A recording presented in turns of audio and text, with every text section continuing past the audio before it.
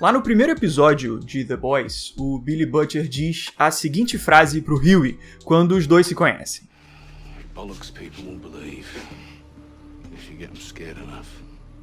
Nessa conversa, o Bruto estava fazendo uma referência muito clara à política do medo usada pela VOT, que manipula os medos da população americana para lucrar com o comércio de super-heróis. America was attacked. Um exemplo prático muito bom dessa estratégia do medo foi aquele plano do Homelander de distribuir composto V para terroristas ao redor do mundo, para que supervilões causassem medo na população americana e assim os heróis da VOT se tornassem a solução contra a ameaça terrorista. Supervillain threat real? 100%. Very real. O Homelander e a VOT basicamente fermentam o medo causado pelos terroristas para depois se apresentarem como a solução. And there is only one company that has the product to fight back. E essa estratégia da VOT é muito significativa para a temática de The Boys, porque ela é inspirada nas políticas do medo que existiram no nosso mundo real, principalmente lá nos Estados Unidos. O ex-conselheiro de Segurança Nacional dos Estados Unidos, o Zbigniew Brzezinski, que tem um nome bem complicado inclusive, escreveu um artigo muito interessante no Washington Post sobre os efeitos da guerra ao terror do presidente Bush, onde ele escreveu o seguinte: a constante referência a uma guerra ao terror cumpriu um grande objetivo. Ela estimulou o surgimento de uma cultura do medo. O medo obscurece a razão, intensifica emoções e torna mais fácil para políticos demagógicos a mobilização do público em nome das políticas que eles desejam seguir. E ainda nesse mesmo artigo, o Zbigniew ainda diz que foi através dessa cultura do medo que o governo americano conquistou suporte para a guerra no Iraque e também garantiu parte do apoio para a reeleição do presidente Bush em 2004. Our war on terror begins with Al-Qaeda, but it does not end there. Então, da mesma forma que essa cultura do medo se tornou uma ferramenta política na realidade, ela também foi usada como ferramenta pelo Capitão Pátria na ficção. Inclusive, é por causa desse paralelo com a cultura do medo que o Capitão Pátria tem alguns diálogos na série que são exatamente iguais a algumas falas do George Bush na realidade, que foram ditas, por sinal, em contextos também muito parecidos, que deixam a referência bem evidente. Não tem como negar. I can hear you, the rest of the world hears you, and the people who knock these buildings down will hear all of us soon. I hear you! And the world hears you! And very, very soon, my friend, whoever did this to us will hear from all of us! Então, como a gente acabou de ver, existem paralelos muito claros entre as motivações do Capitão Pátria em The Boys e a realidade política aqui do nosso mundo. Só que a história do Homelander se torna uma metáfora ainda mais profunda e interessante quando os efeitos dos planos malignos dele batem de frente com a própria personalidade dele. Na segunda temporada de The Boys, o Capitão Pátria foi filmado matando um supervilão, num ataque que também matou um inocente. E como Homelander é um escroto, é claro que ele cagou pra morte do moleque, não prestou socorro, nem nada do tipo. Terrific! Na sequência desse ataque, o vídeo com a filmagem dele foi divulgado na internet e acabou gerando uma revolta em parte da população contra o Capitão Pátria. E foi nesse ponto que a cultura do medo que o próprio Homelander criou se voltou contra ele mesmo.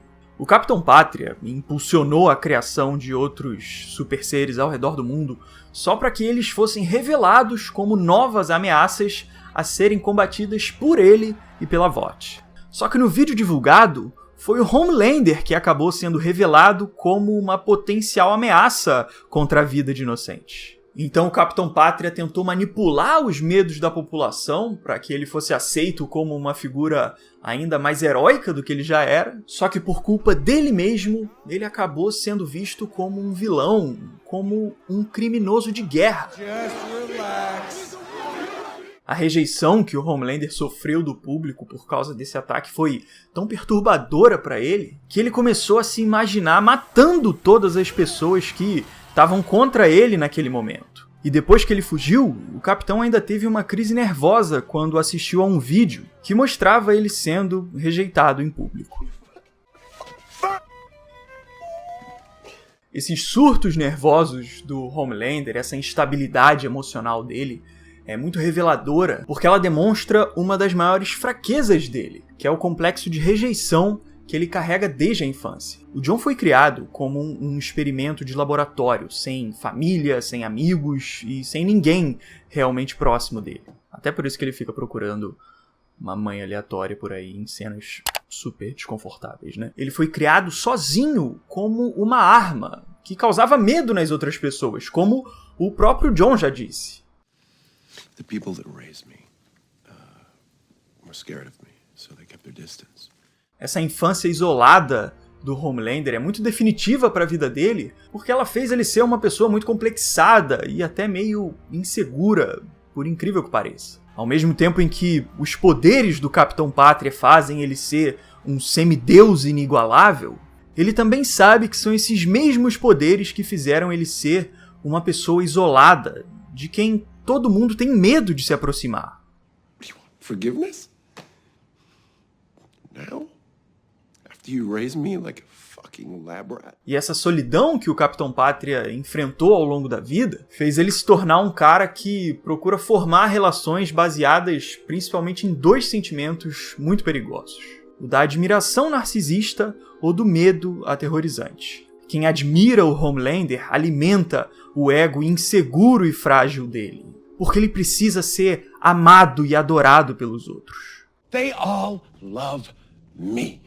E quem questiona a suposta perfeição que ele exibe, desperta a crueldade do Capitão Pátria, que ele usa para intimidar os outros à força. Só que, por outro lado, aquelas pessoas que conseguem superar tanto a admiração quanto a opressão do Capitão Pátria são aqueles que despertam toda a insegurança dele, que fazem ele se sentir como um semideus que não consegue fazer tudo o que ele quer, ao contrário do que ele vive dizendo por aí. Por isso que no momento em que o Homelander se viu rejeitado pelo público, depois que ele foi acusado de cometer um crime de guerra, o capitão perdeu uma batalha com a qual ele não sabia lidar. As pessoas que protestaram contra o capitão não admiravam mais aquela máscara falsa de herói dele. E mais importante do que isso, elas também não tinham medo de bater de frente contra o discurso dele e passar por cima da autoridade do capitão.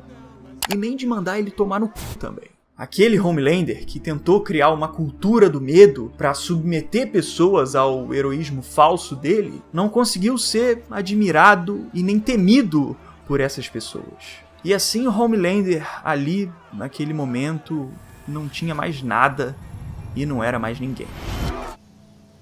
Cut. Perfect. So great. So we done? Yes. Right. Então, meus amigos, esse foi meu vídeo aqui falando um pouco sobre o Capitão Pátria, o Homelander, esse... não é muito bem herói, né? Mas esse cara aí muito deturpado, que é um personagem super interessante. Eu já tinha lido alguns dos quadrinhos há vários anos atrás, mas só agora que eu comecei a assistir a série. Mas curti ela pra caramba, curti muito as metáforas que ela apresenta, a desconstrução que ela faz da sociedade ocidental contemporânea. Ah, e lembrando que eu coloquei o link pro encadernado dos quadrinhos de The Boys aqui na descrição, e coloquei também o link para você se inscrever lá no Amazon Prime Video, que é onde você pode assistir a série. Então digam aí nos comentários se vocês têm alguma sugestão de conteúdo que a gente pode fazer aqui sobre The Boys. Tô bem ansioso pela próxima temporada, quero falar mais sobre a série aqui no canal. E se você gostou do vídeo, puder deixar um gostei, eu agradeço muito, me ajuda demais. Se você ainda não for inscrito aqui no canal, convido você a se inscrever aqui também. E caso você queira me seguir lá no Instagram, o link também tá aí na descrição. Beleza? Então fico por aqui. A gente se vê na próxima. Valeu, show! E um abraço.